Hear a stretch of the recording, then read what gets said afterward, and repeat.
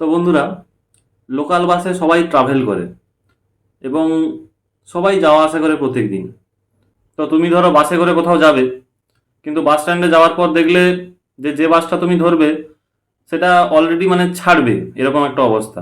তুমি ভাবছো যে আমি পরের বাসে যাব, এ বাসটা যেহেতু এবারে ছেড়ে দেবে, নিশ্চয়ই ভিড় হবে। কিন্তু না, ওই বাসে যে কন্ডাক্টরটা আছে সে তোমাকে বলবে একদম খালি, ভেতরে একদম খালি, তুমি এসো, মানে পুরো আরামে বসতে পারবে, এরকম একটা বলবে। তুমি বলবে বাস ছেড়ে দিচ্ছে, বাস খালি কি করে হতে পারে? কিন্তু না, কন্ডাক্টর তোমার ভুল ভাঙিয়ে দেবে। বলবে যে ভাই ভিতরে একদম খালি, শুধু ড্রাইভার আছে, একদম কেউ নেই।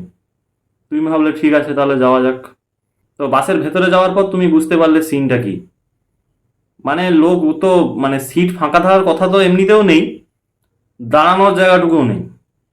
মানে বাসে মানে বসে গেছে সবাই, পুরো সিট ভর্তি, একদম টাইট। লোক এমন দাঁড়িয়ে গেছে সেখানেও দাঁড়ানোর জায়গা নেই। কিন্তু বাস কন্ডাক্টর তোমাকে বলেছিল যে ভেতরে পুরো ফাঁকা।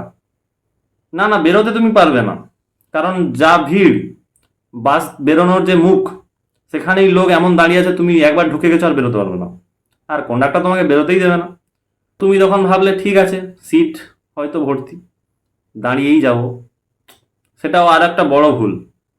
ওখানে দাঁড়াবে কিরম? মানে মানুষ বসেছে তো ঠিকই আছে, দাঁড়িয়ে আছে 30-40 জন মতো।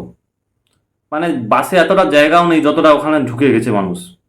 গরমের উপরে যদি এইরকম অবস্থা হয়, তাহলে মানুষ থাকবে কি করে?